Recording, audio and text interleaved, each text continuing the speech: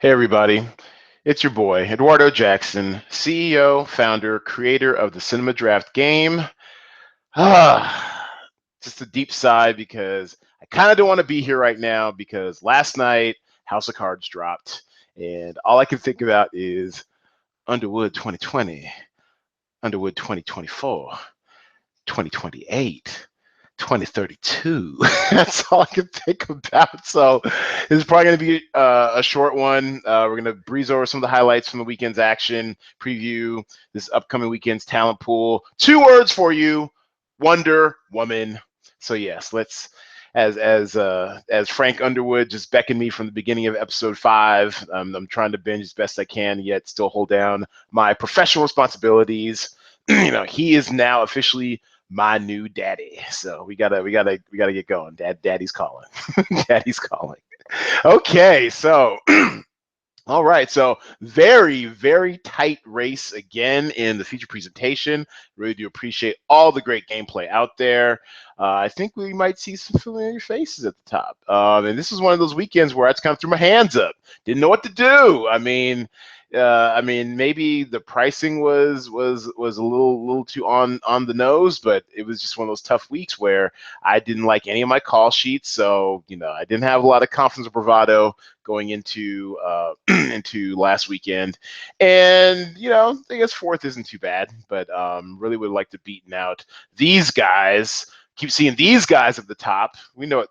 So let's take a look at some of these top 5 call sheets. Ring Balls 22, also our call sheet of the week. Congratulations, Ring Balls. 3 straight weeks.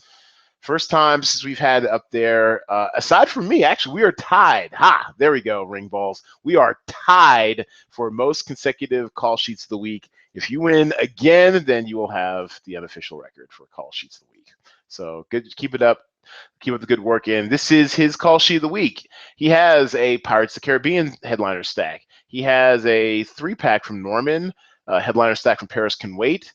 And then headliners from The Wedding Plan, Boss Baby, and Gifted. And he only won by 0.38 points over Gamble 24/7. So extremely tight race. And honestly, it could have been any one of these last 5 down here that got him the victory. Just a very solid call sheet. Headliner heavy. I think he's got 9 headliners. Oh wow, it's pretty impressive. He's got 9 headliners, so it's a very impressive call sheet. And yeah, this kind of goes to show you the strength of the headliner, because even if you have a movie that doesn't really break out of the box office like A Paris Can Wait on the platform end, or hell, even Boss Baby on the limited end. Limited was just a dumpster fire this week. It really was no safe haven for limited as there was several weeks ago with Latin Lover. How to Be a Latin Lover. So just the fact that he's able to get some points at all at a Boss Baby is is pretty good. And this is a fairly stars and scrubsy strategy, but I think it all kind of came down to these last 4 or 5 actors from these different films. And and as it goes to show you, not even every point, every 10th, every 100th of a point counts in the Cinema Draft Game. Well done, Ring Balls 22, getting call sheet of the week by 0.38 points, as well as sweeping feature presentation, best boy, and the key grip contest. So what did the runner-up get? Besides 2750, Gamble 24/7. His call sheet had a headliner stack of Pirates, had a headliner stack from Lowriders, had a 5-pack of Paris Can Wait, including the headliner stack, and then he had Stanley Tucci, a non-headliner from Beauty and the Beast. And it just goes to show you there's, as they say, several ways to skin a cat. Now, obviously, this week, because the difference between Pirates and all the other films was just monumental. Let's take a look at the box office real quick. Pirates did 62.6 million. I can't believe, I can, but I can't. But going into this weekend, we knew that it was going to beat Baywatch. We just were going to wonder by how much. How badly did Baywatch perform? I mean, and this makes you sad because Baywatch is a good freaking movie. I enjoyed the hell out of Baywatch. It is raunchy. It is funny. It's got a bit of action. The chemistry is great between all the main characters. I mean, and it's by far the prettiest cast probably in motion picture history. I mean, God dang, those people are gorgeous, and very bikini laden and everything. I mean, it was a perfect summer movie. And full disclosure, I did go to school with and acted in a few plays and somewhat know the director Seth Gordon. But I mean, there's other stuff that he's done that I haven't been as high on. But I really loved Baywatch. It's a great fucking time, and to see it just get crucified by critics and people just not going out to see it is just, I mean, what do you want, America? I mean, seriously, what do you want? We give you exactly what makes this country great. A multi-ethnic, beautiful, gorgeous cast, half naked, sweating, running, dripping wet, stuff blows up, people crack jokes. There's, I mean, raunchy jokes, smart jokes, funny jokes, pop culture jokes. It's everything you could want. What do you want, America? That's all I got to say. Baywatch is great. I gave it 4 reels. I enjoyed the hell out of it. And it's underperforming. Essentially 18.6 million, 18.57 million over the 3-day weekend for which we scored. We did not count Monday's take. And I mean, damn. I mean, I don't know what more to say. That's just really disappointing for Baywatch. So there might have been some strategies where people try to fade Pirates, get more Baywatch, or try to spread around Guardian. But if Guardians of the Galaxy in its 4th weekend could beat Baywatch, I mean that Baywatch's opening weekend, that's just not a good sign. So you need to have a headliner stack from Pirates to survive. So good job, Gamble 24/7.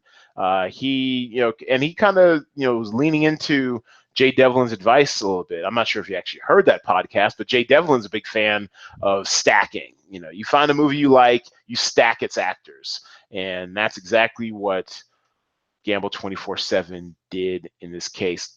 Real close, but no cigar. Great effort though, Gamble 24/7, and I do believe he did go on to take, what was that, the background talent. So you're still a winner in our book, G24X7.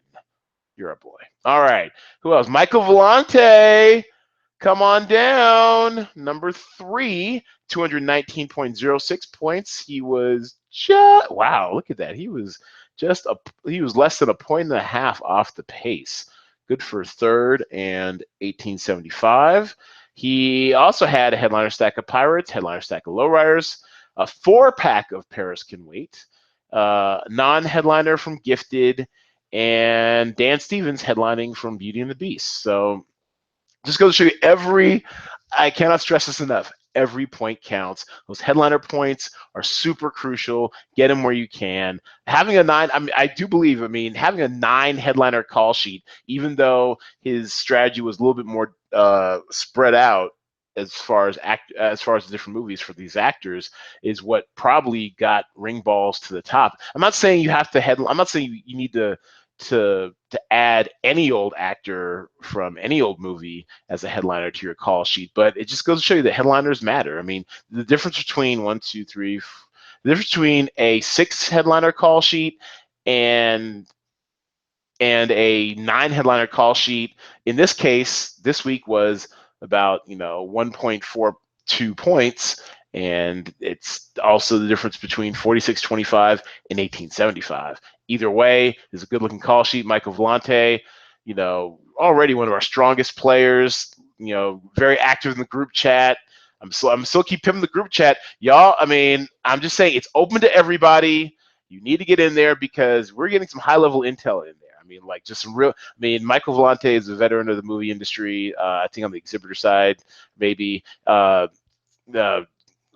Was Ring Balls, works in a movie theater, so he's giving us great intel because he's, I think, Midwest, East Coast, something like that. So we'll be getting reports for the 7 o'clock shows and the 10 o'clock shows, Central or Eastern time, and that's well before theater lock at 10 p.m. Pacific time. So he's able to get like, just even getting some of those, seeing traffic patterns at his theater. I mean, he's able to get some insight, which helps his call sheets out and lets him adjust on the fly before theater lock at 10 p.m. Pacific time. So I gotta say, everybody, is that if you're trying to get good at the game, you're listening to the podcast and you're following our social media and what have you, the last step is join the group chat. A lot of good intel in there. All right, let's see my 218.06 point call sheet. And basically, I did a headliner stack from Pirates. I did a 4-pack from Norman. I really need that to perform for me. It just did okay. Headliner from Paris can wait. A non-headliner from Paris can wait. And then the wedding plan, which did not do that badly, considering. I mean, you got a little bang for your buck, only 5,100 in platform release, 4.34 points for a headliner. And I also went with the Boss Baby, 6,100 for Steve Buscemi as a headliner, 4.82 points. And yeah, and I'll tell you, I was about 2 points off. Oh man, I guess I could have had more Paris Can Wait. Headliners from Paris Can Wait looks like it was where it's at. Like if I had taken off one of these, Normans, which I thought I was going to do more, and they get a headline from Paris Can Wait, another headline from Paris Can Wait, then I would have been in there like swimwear, as someone once told me. So not a bad call sheet, just not a top 5 call. Just not a top call sheet. And then rounding out the top 5, excellent. He's been coming on of late. That is excellent. And yeah, he has a headliner stack from Pirates, headliner stack from Lowriders, 1, 2, 3, 4, a 5-pack of Gifted, and Stanley Tucci as a non-headliner from Beauty and the Beast. And he was only 3 points off the pace. His difference was he only had 6 headliners, sorry. And once again, the difference between 6 headliners and 9 headliners might just be winning the feature presentation. And we will take a look at a non-traditional or a non-top call sheet, just kind of see what other players were thinking. You know what? Let's take a look at Nimi. She should be on our podcast tonight with Momo, Nick and Momo, the Nick and Momo show. So that should be going up tomorrow morning. I'm looking forward to recording that if I could tear myself away from House of Cards. Underwood 2028. 2032, 2036. Oh, I can't wait. All right, let me finish this. Okay. So Nimi, what were you thinking, Nimi? So Nick did have one headline. She had a headliner, Johnny Depp from Pirates of the Caribbean, arguably the more expensive of the headliners. She had a headliner stack from Wedding Plan. She had a headliner from Berlin Syndrome, which was only on 2 screens, I think. So that was going to be a tough road to hoe. She also had, and she had Zac Efron from Baywatch. And like I said, that underperformed, only good for 26 points, and kind of pricey at 19,800, but we live and we learn. And then Long Strange Trip. That was a documentary for the Grateful Dead. And once again, shout out to Ring Balls up in the group chat, because I was just about to add Long Strange Trip back to the talent pool this week when he pointed out to me that it was only going to do like a qualifying run or whatever, like on 2 screens, New York and LA, I think, for Long Strange Trip, and before it went straight to Netflix, which is just, I mean, you know what? That kind of pissed me off because I went to the exhibit. I actually looked this one up. It was supposed to be in like 45 screens or something. It only came out on 2. That's just dumb. I'm annoyed. So I'm pretty sure I left it out of the talent pool this week. That's just really annoying because, I mean, I do some research for this game. I mean, and I'm sure once we have more resources and have like more staff, whatever, I'll be able to do more. But dang it, I was really counting on a Long Strange Trip. I was looking forward to seeing it. I went to the exhibitor's site or somewhere and saw like, was it 31 screens or something? So I'm still disappointed that didn't pan out. So anyways, that's my little rant. End rant /R. Okay, so and then she had Alien Covenant. And then Beauty and the Beast headliner. So Only thing about this call sheet is, like I said, if you, I mean, now I like the risk taking, Nimi. I like the fact that you try to think outside the box, try to get some Baywatch, try to get some some Alien Covenant. Although Alien, I had a feeling wasn't going to hold a lot, considering it only came in at, like, was it 36 million a week or two ago, whatever. But yeah, so this one, I mean, you're kind of screwed by Long Strange Trip. I actually had some Long Strange Trip on my other call sheets and the other contests that, I mean, yeah, we basically got the minimum. It barely registered. It had, like, what, 23,000 in grosses or whatever, 34,000 in grosses, 17,000 per screen, which is good, but it's only on 2 screens, and so we got the minimum. 1 point minimum for non-headliner and 1.40 for a headliner. So you kind of got screwed there. Berlin Syndrome only on 3 screens, wasn't really going to do much there. Or how many screens was that on? It was on, oh, sorry, it was on 25. Still didn't do anything. I think it did like 91,000 or something. So once again, you got the minimum. And so I like the risk taking, but looks like the only way you were going to succeed this week was if you had 2 of the headliner stack, actually, of Pirates. So appreciate the call sheet, Nimi. Talk to you tonight. You and Momo, let's get it in. Okay, so yes, the new talent pool. Let's take a quick gander at this. So we've got 1, 2, 3, 4. We have 5 new movies. Wonder Woman, 4,000 screens. Captain Underpants, the first epic movie. Okay. 3 Idiotas, our 3F of the week. Looks like another Mexican film. I'm with it. I'm with it. God of War. This one, I think it's a Chinese flick, so let's keep our eye out for that one. It's only on 25 screens though, so it might not give you what you want, but let's keep our eye out for that. And then this is another case where I went to the distributor's page, I think it's Wellgo USA, and physically counted the number of of theaters. And then there's Churchill, which I'm guesstimating around 200, only because I lost count somewhere after 100. As far as the number of theaters and screens going to be on this weekend. So Churchill, which is, of course, based on a biopic about Winston Churchill, the famous English, was he a prime minister? I guess he was prime minister, yeah, during World War II. That's coming out, so that's got some built-in name rec. That actually should be, pretty decent. I'll be very intrigued to see. I think platform this week's going to come down to Churchill or 3 Idiotas. If I were a betting man, I would put my money on 3 Idiotas. I'd back them in your call sheet. I mean, there might be some scenarios where I might. I mean, who knows? I mean, it's gonna be a lot of Wonder Woman. Wonder Woman's gonna, do its thing, but Wonder Woman's gonna be super expensive.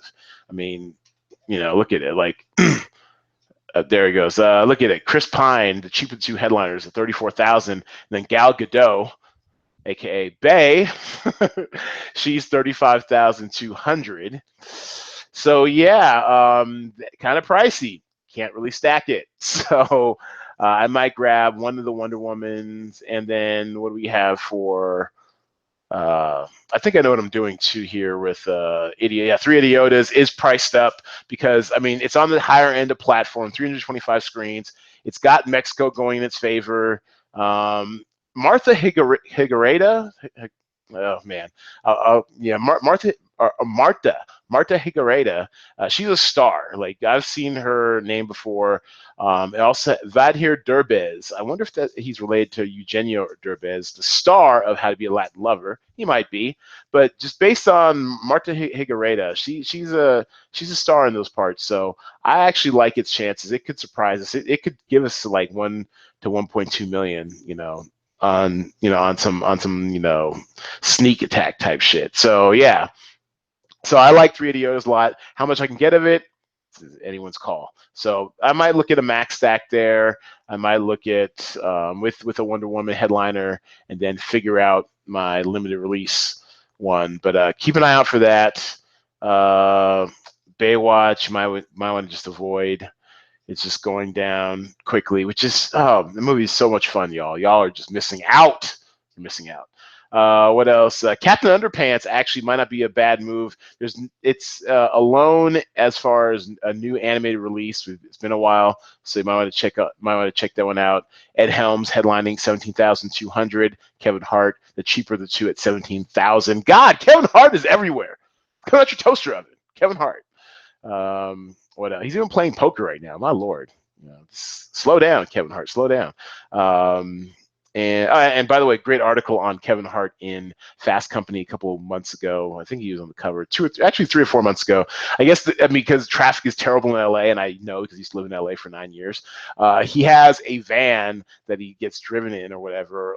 It's like a van. He has like a van where it's driven, where he has his own driver to navigate all these meetings he has in LA, and he sits there in the back just getting work done like nonstop. It sounds like heaven. Let's see what else this week looks good. Wedding Plan might expand some more. Keep your eye out for that. And Norman might be on the decline, so you might want to avoid that. But we'll go into all this a little bit more in depth with the shot list tonight. And I gotta go. My daddy's calling me. Frank Underwood 2028. Underwood 2032. 2036. Oh man, got the tingles. All right, everybody. So that's been this highly distracted micropod for you. You guys know what to do. cinemadraft.co. Sign up. Tell your friends, expand this prize pool, this player pool. I'm with all that. Check out all of our social media across all the platforms, our official blog at medium.com/@cinemadraft. Also, make sure to check out and subscribe via iTunes or wherever you get your podcasts, or to our YouTube channel if you want to see all this stuff. Always good stuff. And between now and then, between now and our next podcast, I know I have a date in front of my big screen, but hell, let's go see a movie or something.